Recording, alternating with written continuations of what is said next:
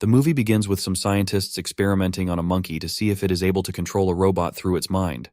Fast forward to 14 years later, it is revealed that the experiment was a success, and now humans are able to control robots through their minds. These robots, known as surrogates, have replaced human beings. They were initially invented by Dr. Lionel specifically for people with disabilities. But nowadays, there is hardly any human being who doesn't own a surrogate. The invention of surrogates has caused a 99% decrease in society's crime. But the downside of these robots is that people totally rely on machines and don't do anything by themselves. While the entire world is under the influence of these robots, there's an anti-surrogate group called Dreads, owned by a person named Prophet. The Prophet has created several anti-surrogate zones where only genuine human beings live. Later, a car is shown in which a person named Jared Cantor's surrogate is driven by his father's servant surrogate to the club. However, a mysterious person follows them, and when Jared enters the club, he starts dancing with a girl. Jared leaves the club with the girl to have fun, but suddenly, the mysterious person kills both of them, and he flees away. Two FBI agents, Peters and Greer, arrive at the crime scene, and they start investigating the dead surrogates. Strangely, they find that the eyes of both surrogates are burnt, and Jared's memory chip is damaged.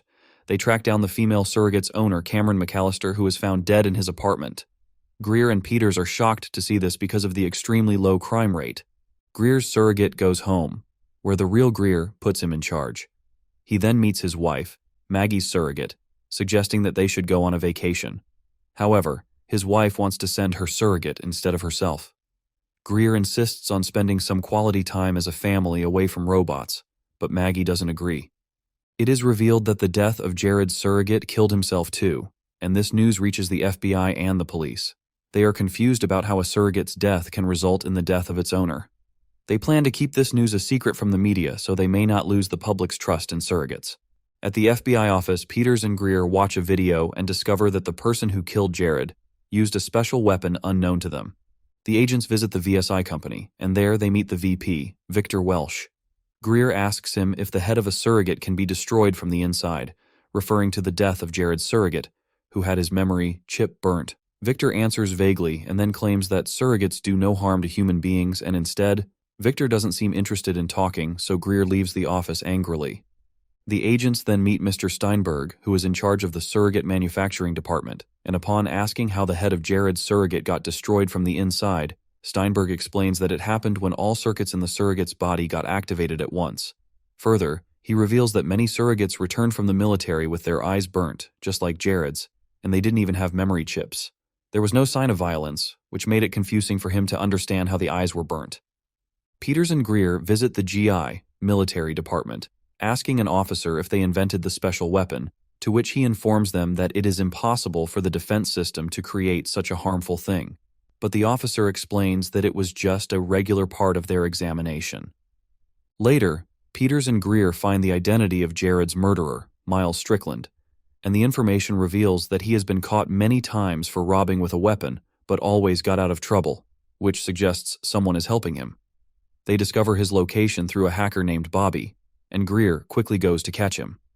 Bobby tells Peters that he can control any surrogate in the world.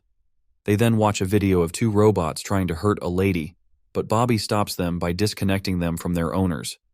Peters tells Bobby that messing with robots like that is against the law, but Bobby thinks it's justified if he's doing this for a good purpose, like saving that lady. Greer and his fellow officers follow Miles to an anti-surrogate region, but Miles uses the same weapon, killing all the police surrogates.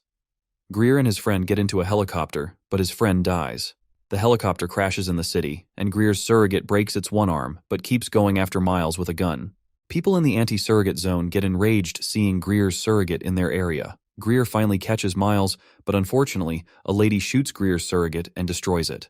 Surprisingly, Greer is perfectly fine, indicating that people don't die if their surrogate is destroyed, and it is revealed that the person controlling Peters' robot is an old lady who puts her surrogate in charge. Meanwhile, Greer's wife returns home from shopping, finding Greer unconscious with his eyes damaged, and she immediately calls an ambulance. On the other hand, Prophet gets into Miles' house and asks him about where he got the weapon to kill robots. Miles says he doesn't know who the owner is because he never saw his face, and in response, Prophet kills him. Through the news, Prophet learns that Surrogates tried to enter an anti-surrogate region and decides to prepare his forces against the robots to destroy them. Meanwhile, Greer is in the hospital with his wife's surrogate when the leader of the FBI team, Andy, comes to visit him. Maggie leaves the room, and Greer asks Andy to keep looking for Miles, but Andy tells him that Greer is fired for entering a no-surrogate zone. Greer informs him that he was chasing Miles, who killed 5 police officers. But Andy leaves, saying Greer won't be allowed to have a robot body in the future. When Greer recovers, he meets Peters, who offers to get a new surrogate for him, but he declines, saying that he wants to keep looking for clues about the weapon Miles used. Greer goes to the same anti-surrogate zone and discovers his surrogate hanging dead. The Prophet talks to the public about not using robots and advises them to focus more on human connection. Greer goes to talk to the Prophet about the weapon, but the Prophet's guards beat him mercilessly. The Prophet orders them to stop and tells Greer he knows nothing, but Greer knows it's the Prophet who has the weapon. The agent then leaves the zone, and while returning, Dr. Cantor's robot takes him inside the car. Greer tells Dr. Cantor that Miles, the person who killed Jared, has been killed. But Dr. Cantor reveals that the death of Miles doesn't solve the case, as they still have to find the deadly weapon that can kill other human beings as well. When Greer gets home, he finds his wife's robot having a party with her friends. He feels upset because she didn't come to pick him up from the hospital. He even hits one of her friends, but it doesn't hurt them because they're all robots. Greer tells Maggie he wants his real wife back because he hasn't seen her leave her room for years after their son died.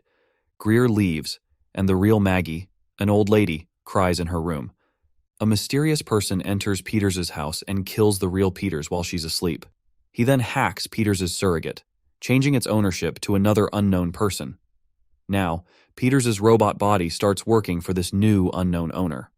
Greer visits the military office again, and this time, the officer reveals that it's VSI who made these special deadly weapons, but then stopped. Greer tells the officer that one of these weapons is now with the Prophet, and hearing this, the officer orders Greer to step away from the case because the military will handle it and get the weapon back. Strangely, the Prophet gives his men the deadly weapon to deliver it to Peters' hacked surrogate. At the same time, Peters, being controlled by the new owner, starts investigating the financial records of VSI. Greer goes to the beauty salon where Maggie works, and he apologizes for expressing his anger at her friends last night. He tells her he loves her and misses their son. Maggie tells him she's also sad, and the only thing that helps her is her surrogate going to work in her place. Maggie's robot then goes offline before Greer can say anything more. Meanwhile, soldiers enter the anti-surrogate zone to find the weapon and shoot the Prophet. Surprisingly, the Prophet turns out to be a mere surrogate controlled by Dr. Cantor, and then it stops working because it loses its connection to Dr. Cantor. Peters looks at the money records and discovers that the FBI agents get paid more when Miles is allowed to go free even after committing crimes. Peters and Greer connect the dots and conclude that Andy is helping Miles kill Dr. Cantor. Greer meets Andy again. Before Andy can call the authorities, Greer makes Andy's surrogate stop functioning by hitting a specific spot on the back of his head and taking out his memory chip. Greer uses Andy's ID to enter the computer and copy all the information into a USB before leaving the office. The real Andy orders other FBI agents to chase Greer. Greer escapes with Peters, but the hacked Peters crashes the car, causing an accident. The FBI agents follow Greer, but he steals another car and drives away. Greer calls Bobby to disconnect Peters' robot body from its owner because it's been hacked. However, Peters is already at the FBI office and attacks Bobby. Greer calls Maggie and tells her to turn off her robot as soon as possible because he thinks all robots will be destroyed and humans might die too. Meanwhile, Andy goes to the security area where Bobby works. It is revealed that Dr. Cantor is controlling Peter's surrogate because he plans to hack all the robots and then destroy them all. Dr. Cantor commands Peter's robot to use the weapon against Andy, and eventually, he dies. On the other hand, Greer enters Dr. Cantor's house and sees him using Peters's surrogate from his special chair. Cantor explains to Greer that he made the robots to assist people with disabilities and improve their lives, but people got too dependent on them. VSI fired him because he didn't want this, and now he has lost his son too, just because of the FBI. In response, he wants to kill all the robots now, eventually killing every human being owning a robot, and then ends his own life.